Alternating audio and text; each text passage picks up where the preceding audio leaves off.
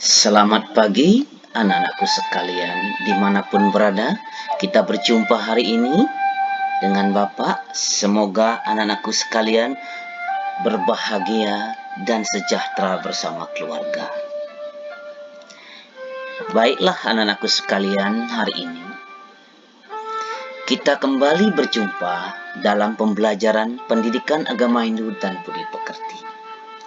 Materi yang akan Bapak sampaikan hari ini adalah nilai-nilai peninggalan sejarah Hindu di Asia. Sebelum Bapak lanjutkan kepada materi nilai-nilai peninggalan sejarah agama Hindu di Asia, izinkanlah Bapak mengaturkan panganjali umat. Om Swastiastu. Baik anak-anakku sekalian, tujuan pembelajaran hari ini yang hendak kita akan capai di akhir pembelajaran adalah yang pertama, peserta didik memahami dan mampu menganalisis peninggalan sejarah berupa nilai religius. Yang kedua, peserta didik memahami dan mampu menganalisis peninggalan sejarah berupa nilai Bhinneka Tunggal Ika. Dan yang ketiga, peserta didik memahami dan mampu menganalisis peninggalan sejarah berupa nilai-nilai Dharma. Baiklah anak-anakku sekalian, dimanapun berada, semoga selalu berbahagia dan anak-anakku yang terkasih. Kita akan mulai dari nilai-nilai peninggalan sejarah Hindu di Asia. Ada 3, yaitu nilai religius, nilai Bhinneka Tunggal Ika, dan nilai kreatif. Anak-anakku sekalian, kita akan mulai dari yang pertama, yaitu nilai religius. Yang dimaksud nilai religius adalah di mana setiap orang dapat memanfaatkan peninggalan sejarah untuk kepentingan agama, dalam hal ini sebagai media untuk memuja kemahakuasaan Hyang Widi, seperti melalui peninggalan sejarah berupa kuil, candi, dan beberapa bukti peninggalan yang lainnya yang bisa kita manfaatkan untuk nilai religius atau spiritualitas, mendekatkan diri kita kepada Tuhan Yang Maha Kuasa, ide Sang Yang Widi Wasa sebagai pencipta alam semesta yang ada di alam ini. Kemudian yang kedua, nilai religius pada candi, yaitu kuil Pancarakta di Maha Palipurana, India Selatan. 2 atau B, kuil Brihadeswara Maha Palipuran, India Selatan, dan Candi Prambanan di Jawa Tengah. Nah, ketiga candi ini dapat dimanfaatkan sebagai nilai spiritual atau nilai religius, di mana memiliki vibrasi yang sangat kuat sampai terkenal ke mancanegara.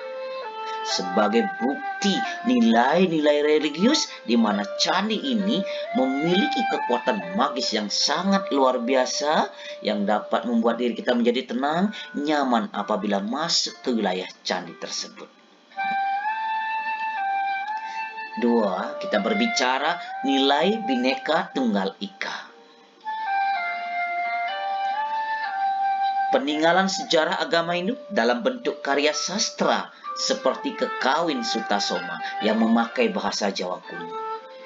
Di dalam Kekawin Sutasoma yang sangat terkenal, ada nilai ajarannya yang sampai saat ini masih relevan untuk diterapkan, di mana setengah bait daripada Kekawin Sutasoma ini menjadi moto nasional bangsa Indonesia, yaitu Bhinneka Tunggal Ika. Di mana Kekawin Sutasoma ini lebih banyak berisi tentang etika kehidupan yang memuat pesan moral tentang nilai-nilai ajaran toleransi antar agama, terutama antar agama Hindu dan Siwa maupun Buddha. Di dalam Kekawin ini digubah oleh Empu Tan Tular pada abad ke-14.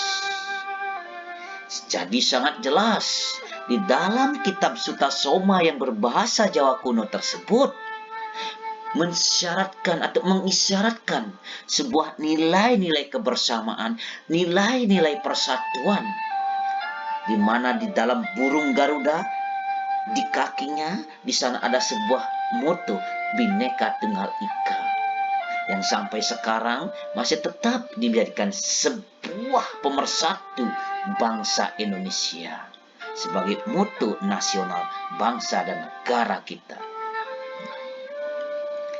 Nah, contoh gambar daripada nilai Bhinneka Tunggal Ika yaitu ada Islam, ada Kristen, ada Buddha, ada Hindu, ada Konghucu.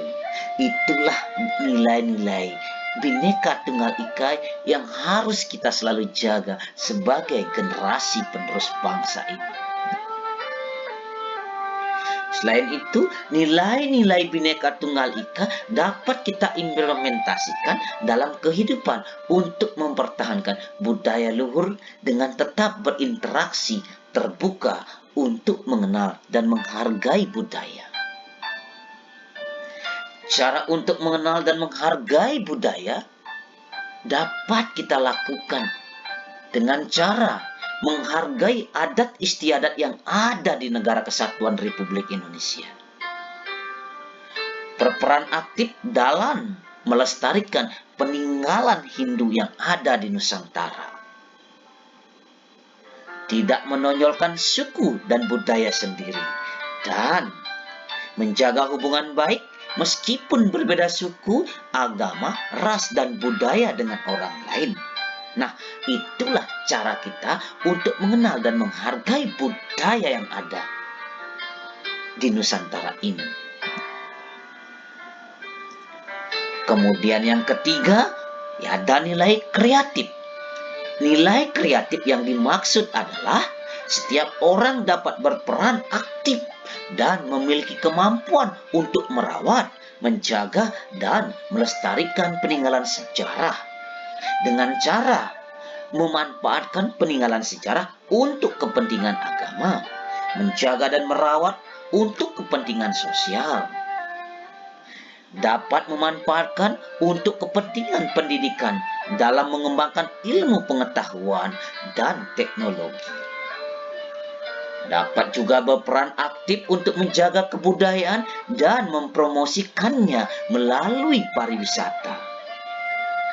Kemudian, kita dapat membangun kesadaran dan tanggung jawab masyarakat dalam pengelolaan cagar budaya dan menyelenggarakan promosi cagar budaya ke mancanegara.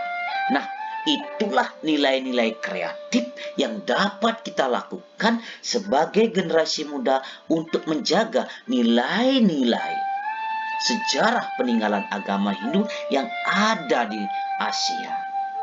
Maka Bapak sarankan kepada anak-anakku sekalian dimanapun berada, mari nilai-nilai peninggalan sejarah agama Hindu tersebut kita jaga, kita implementasikan di dalam sebuah kehidupan berbangsa dan bernegara, sehingga Negara Kesatuan Republik Indonesia ini tetap utuh dan terjaga dengan baik, yang dibungkus dengan Bhinneka Tunggal Ika sebagaimana yang tersurat di dalam kitab Sutasoma yang sudah Bapak jelaskan tadi. Nah, itulah yang Bapak bisa jelaskan untuk hari ini terkait dengan nilai-nilai sejarah agama Hindu di Asia. Semoga apa yang Bapak jelaskan bermanfaat buat anak-anakku sekalian di dalam kehidupan berbangsa dan bernegara, dan mampu tetap menjaga Bhinneka Tunggal Ika sehingga negara kita menjadi utuh sampai kapanpun. Baiklah anak-anakku sekalian, hari ini Bapak akhiri sampai di sini pertemuan ini. Semoga anak-anakku berbahagia semuanya. Kita berjumpa di lain waktu dan lain kesempatan. Untuk akhir kata Bapak tutup dengan Parama Santi. Om Santi, Santi, Santi, Om.